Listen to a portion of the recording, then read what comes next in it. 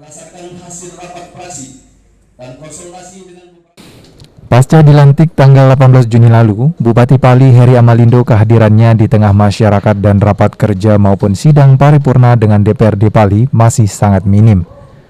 Sejak dilantik 18 Juni lalu, sudah ada sebanyak 7 kali sidang rapat paripurna di DPRD Pali, dan orang nomor 1 di Kabupaten Pali ini baru 2 kali menghadiri sidang paripurna DPRD Pali yang menyangkut kebijakan strategis wilayah Bumi Serapat Serasan. Walaupun Bupati tidak hadiri sidang paripurna, menurut Ketua DPRD Pali tidak jadi masalah dalam hal pengambilan kebijakan strategis pemerintah, karena suatu kebijakan sudah disusun oleh tim yang tergabung dalam tim anggaran pemerintah daerah.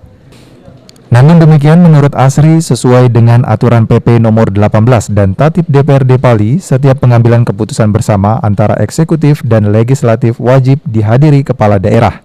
Jadi masalah kebijakan strategis dan kehadiran Pak Bupati sebenarnya tidak ada masalah, karena kebijakan strategis itu kan sudah disusun oleh tim, terutama tim tergabung dalam TAPD.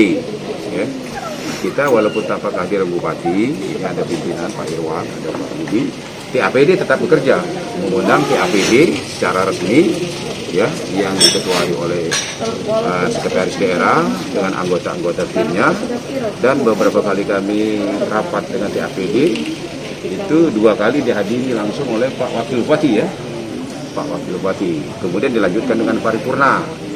Ya, kita sama-sama tahu pada saat paripurna pengesahan KUHP-PAS yang sudah dibahas antara Badan Anggaran dan TAPD, memang nyata Pak Bupati tidak hadir, tapi tidak mengganggu kebijakan, karena kebijakan itu sudah disusun bersama.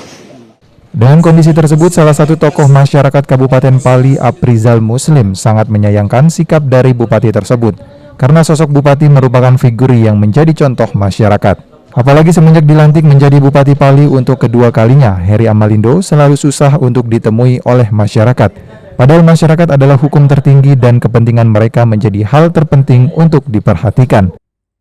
Bahwa ada apa sih sebenarnya di saat periode kedua ini setelah dilantik, Bupati Kabupaten Penukal Abab Lematang Ilir itu sering sekali tidak hadir di dalam acara-acara tertentu.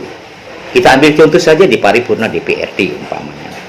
Padahal kehadiran beliau sebagai seorang pimpinan kabupaten itu sangatlah diharapkan, sangat-sangatlah diharapkan.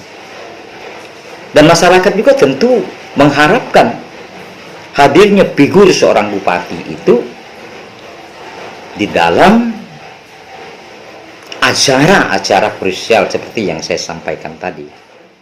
Aji, PAL TV.